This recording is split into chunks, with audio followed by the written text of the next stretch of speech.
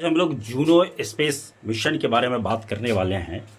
ये जानने की कोशिश करेंगे कि जूनो स्पेस मिशन क्या था। जैसा कि हम लोगों को पता ही है कि इस तरह की जानकारी है वो एग्जामिनेशन पॉइंट ऑफ व्यू से, चाहे आप सिविल सर्विसेज का दे रहे हो या आप किसी भी कंपटीशन का एसआई का देने वाले हों, या कोई भी कंपटीशन है जो टॉप लेवल के हैं, कंपटीशन मिडिल टू टॉप, उसके लिए बहुत ही इम्पोर्टेंट ये चैप्टर जो टॉपिक है इम्पोर्टेंट है। तो इसको चलें देखें क्या है ये जूनो स्पेस मिशन। तो जूनो स्पेस मिशन क्या है? पिछले क्लास में मैंने कैसिनी ह्यूजेंस जो स्पेस मिशन था उसके बारे में हम लोगों ने देखा था। आज हम लोग देखेंगे जूनो स्पेस मिशन के बारे में। हम लोग ये आज डिस्कशन कर लेंगे। जूनो स्पेस आखिर ये इसका एम क्या था? ये जो जूनो स्पेस मिशन था ये हमारा इसका एम था। कुछ नहीं, एम तो जब अवश्य होगा। इसका एम था कि जुपिटर के जो पोलर बृहस्पति ग्रह है उसके पोलर ऑर्बिट में जा करके और उसकी जो संगठनात्मक जो स्वरूप है, मतलब कंपोजिशन है उसका, जो उसके बाद उसके जो मैग्नेटिक फील्ड है, जो चुंबकीय क्षेत्र चारों तरफ जो उसका चुंबकीय क्षेत्र होगा, उसके बाद जो ग्रेविटेशनल फोर्स होगा, जैसा कि पृथ्वी पर भी होता है ग्रेविटेशनल फोर्स, उसी तरह से वहां भी देखना था कि ग्रेविटेशनल फोर्स के बारे में जो था उसको रिसर्च करना था और वो यही एकमात्र उसका लक्ष्य था। तो अब हम उसके बारे में थोड़ा सा डिटेल से जानें कि जूनो एक स्पेस क्राफ्ट था, मतलब अंतरिक्ष यान, और उस अंतरिक्ष यान को ले जाने वाला एक रॉकेट था। उसका नाम था आपको एटलस V551। एटलस V551 एक वही रॉकेट था जो कि अंतरिक्ष यान जो था जूनो, उसको ले जाने के लिए, मतलब उसको वहां सेट करने के लिए यूज किया गया था। अब रही बात कि आखिर इसके जो ये है जूनो स्पेस क्राफ्ट है, इसको तो कोई बनाया होगा। उसको बनाने वाला जो था लॉकहीड मार्टिन स्पेस लिमिटेड था, जो कि डिफेंस और जो अमेरिका की एक कंपनी थी, उसी ने इसको, लॉकहीड मार्टिन कंपनी था, उसी ने इसको बनाया था। किसको? ये जो जूनो स्पेस क्राफ्ट है इसको उसी ने बनाया था। अब इसका तो कुछ वजन होगा, कुछ मास होगा, तो उसका वजन था 500, उसका वजन था 3625 किलोग्राम था। उसका वजन जो स्पेस अंतरिक्ष यान था, जूनो अंतरिक्ष यान था, उसका वजन था 3625 किलोग्राम। अब उसकी बात रही उसके कितना डिस्टेंस उसको ट्रेवल करना था वहां तक। उसके जो जुपिटर बृहस्पति के जो ऑर्बिट, जो पोलर ऑर्बिट था, उसमें कितनी दूरी यहां से तय करना था उसको।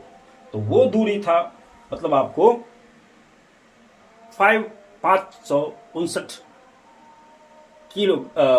किलोग्राम था, सॉरी किलोमीटर था।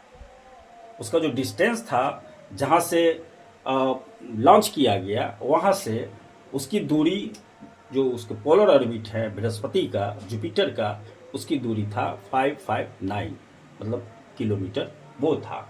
अब रही, हम चले तो इसको तो कोई ऑर्बिट वहां तो सेट हो गया, वहां जाकर के उसको सेट करना था। सेट करने तक क्या उसका टारगेट था ये हम लोगों ने देख लिया। अब है कि इसका कहां से लॉन्च किया गया।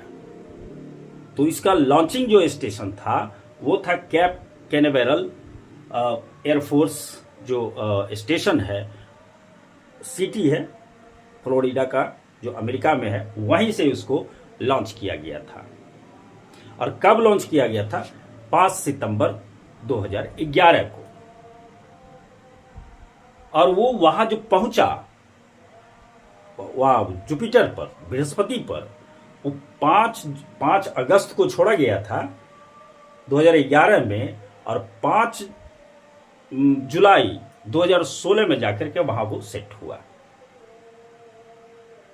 तो किसने इस पूरे प्रोसेस को किसने देख रहा था? वो था नासा। नासा ही वो देख रहा था। उसकी एक इकाई थी jet propulsion laboratory.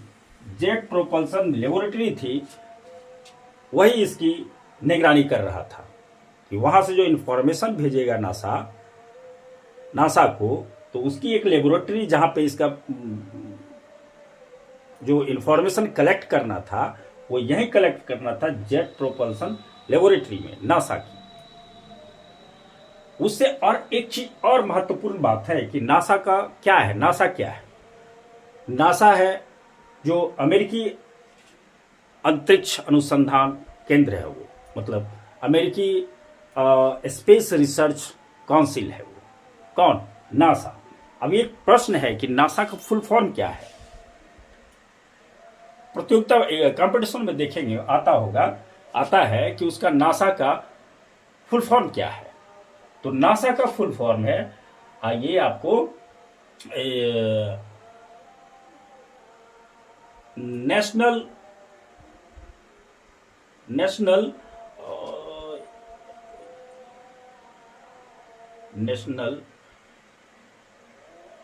Aeronautics and space administration. इसका जो फुल फॉर्म है वो है आपको नेशनल, क्या बोले मैंने, क्या कहा? नेशनल एरोनॉटिक्स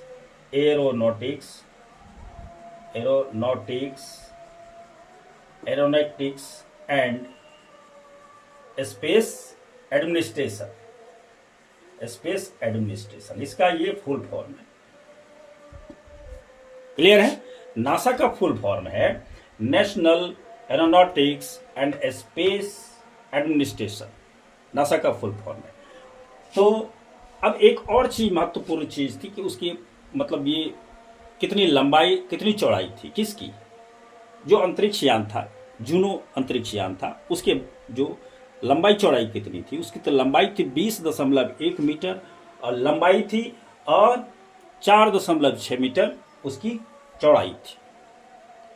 तो यही रहा हमारा उसकी ये जो है इसकी संपूर्ण जानकारी।